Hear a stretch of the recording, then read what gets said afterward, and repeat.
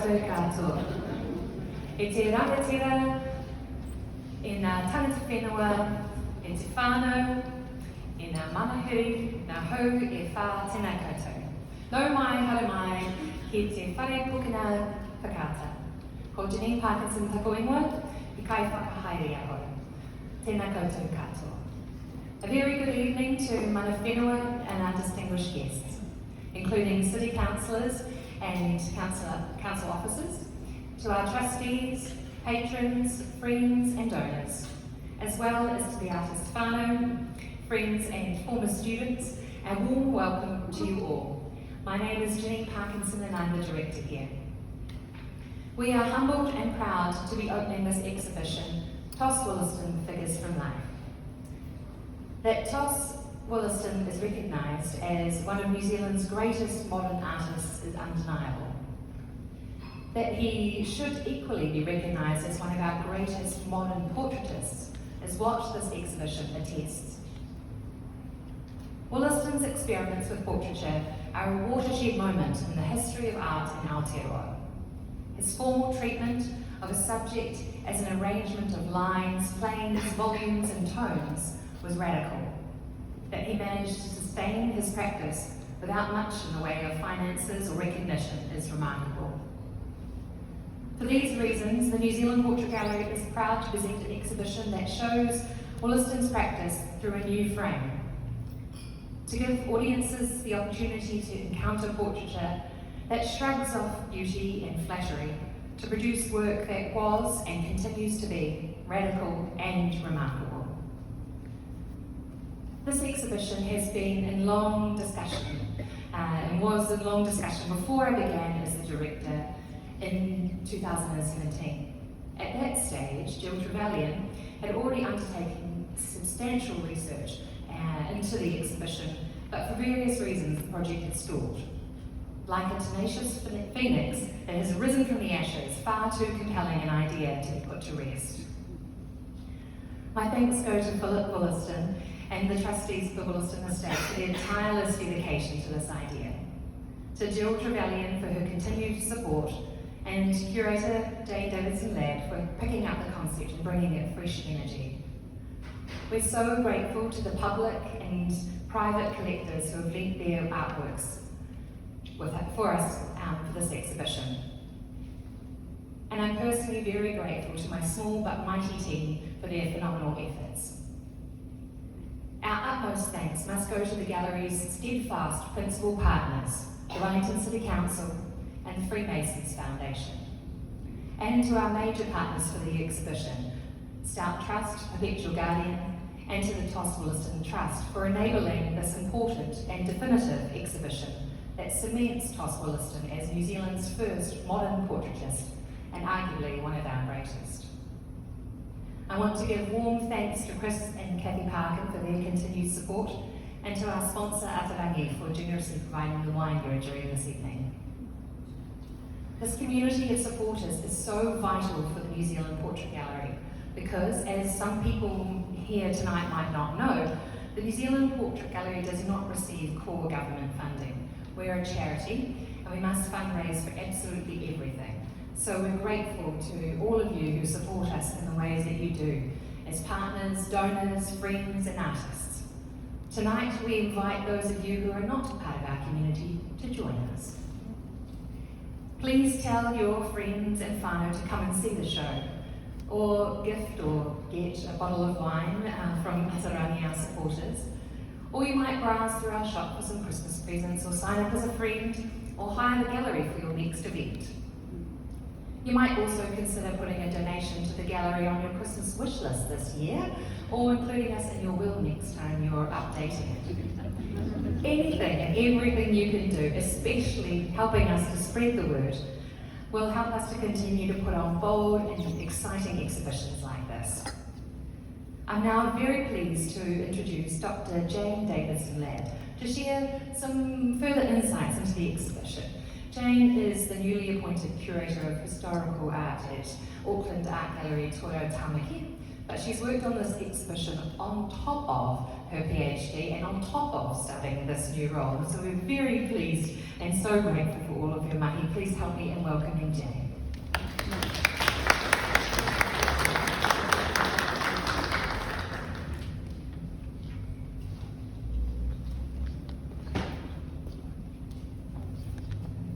Tēnā koutou katoa, ke aku nui, ke aku rahi, tēnā koutou. Tēnā koutou e hoa mā, ka mihi hoki ki ngā mana whenua. Distinguished guests, Woollaston whānau, Woollaston sitters and families, leaders, colleagues and friends, it has been my privilege to curate this exhibition. My professional engagement with Tos Woollaston's portraits began nearly 20 years ago when I curated the exhibition Intimate Portraits at Auckland Art Gallery in 2005.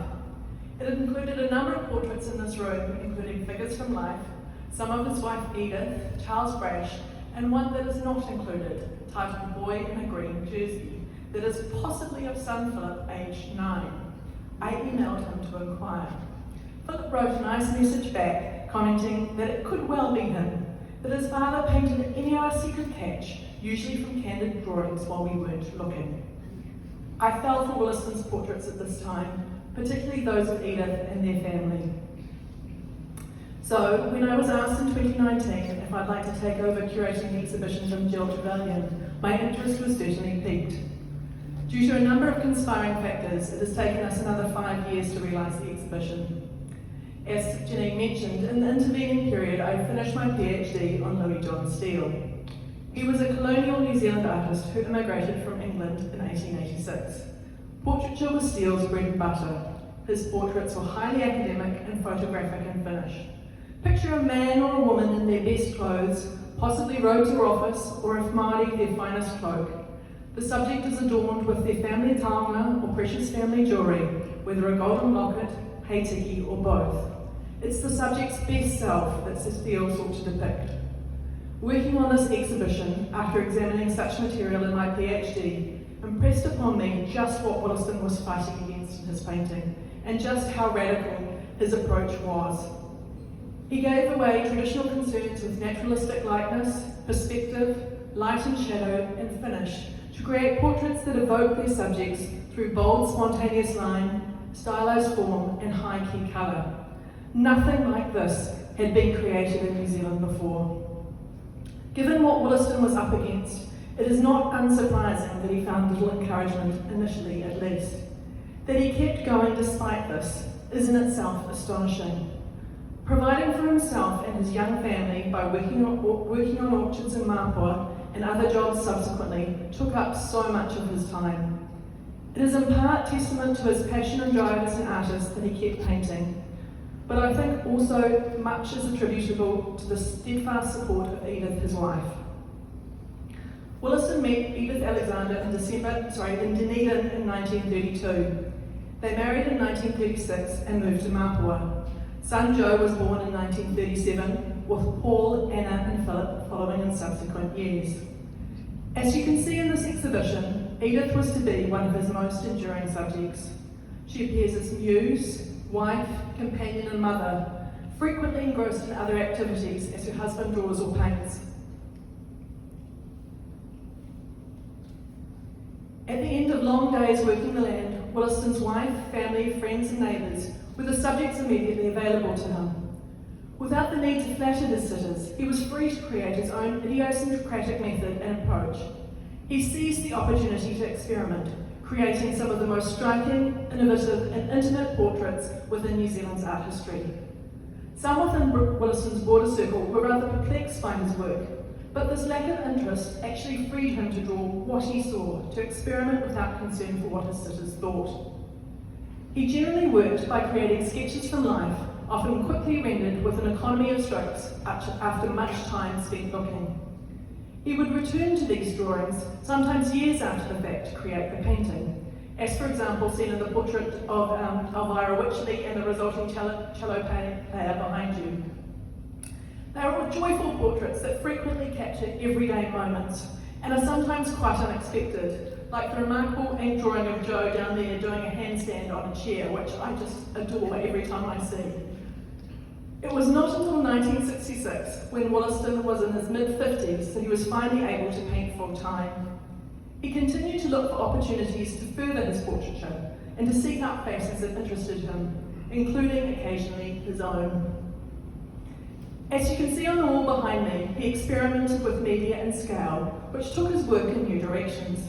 He also received commissions, but with tongue firmly in cheek, he delighted in the fact that he was finally, to quote him, becoming a society painter, but acknowledged it was a very small society.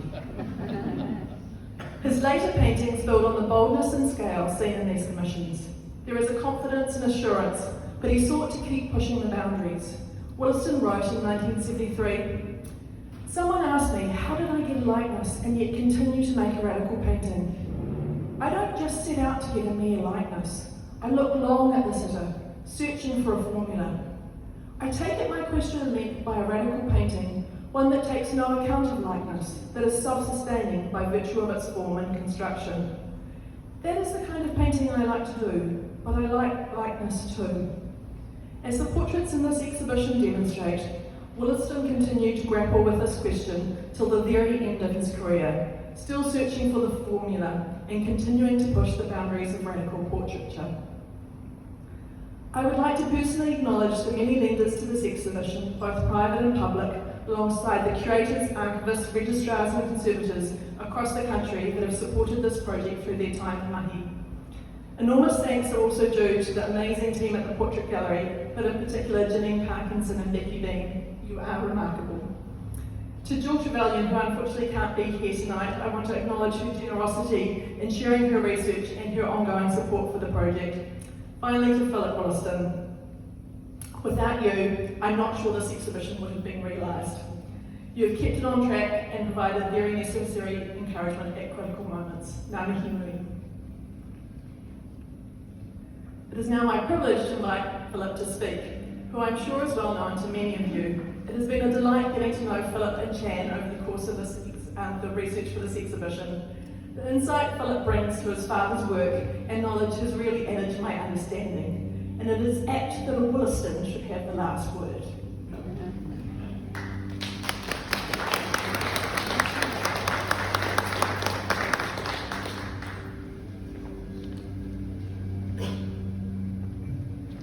Tēnā koutou, tēnā koutou, tēnā tara koutou. Tu ao wharapapa te maunga. Waimea, te awa. Aureri, te moana. Ko Philip Woollaston tākou inoa. And thank you, Jane, for the introduction. I'm not sure I deserve such fulsome praise. And I did wonder whether it rendered a mihi unnecessary or superfluous, but then I thought, a mihi is never superfluous. And I not only wanted to acknowledge my own landscapes, the landscapes of my birth and where I live now, but they're also Toss's landscapes, his adopted landscapes, his selected landscapes. He painted that maunga, usually as Mount Arthur, over and again. He painted that awa as it meanders over the Waimea Plains again and again, and he painted that moana, Aureli, Tasman Bay, as the backdrop to so many landscapes over the years. Now I'm rambling on about landscapes here, and people are probably starting to wonder when am I going to get on the portraits. We are in a portrait gallery and a portrait exhibition after all. But when I was thinking about the mihi, I also thought of that probably best known of all Maori proverbs, which asks, what is the most important thing in the world? He tangata, he tangata, he tangata.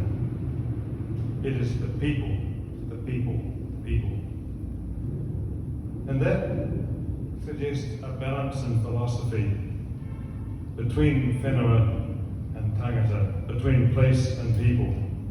And I think that that says, or that has echoes in Toss's own personal philosophy and his philosophy as a painter. He drew and painted places and people with equal enthusiasm.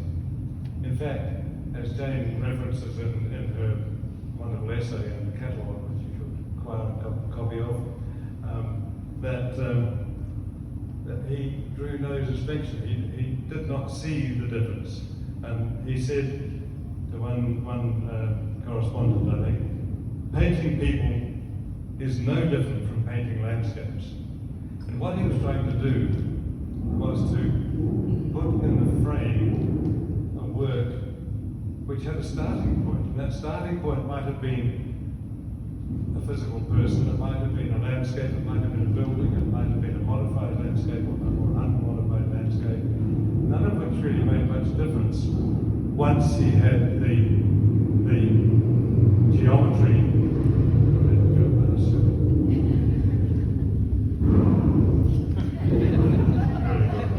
Yeah. We'll take that as an homage, shall we? Once he had established a shape, a volume, planes and lines, and he then proceeded to put that onto the paper, and it was not really the person who was in there, or the mountain, or the landscape. It was what is in the frame. And I think this is where he was perhaps most radical,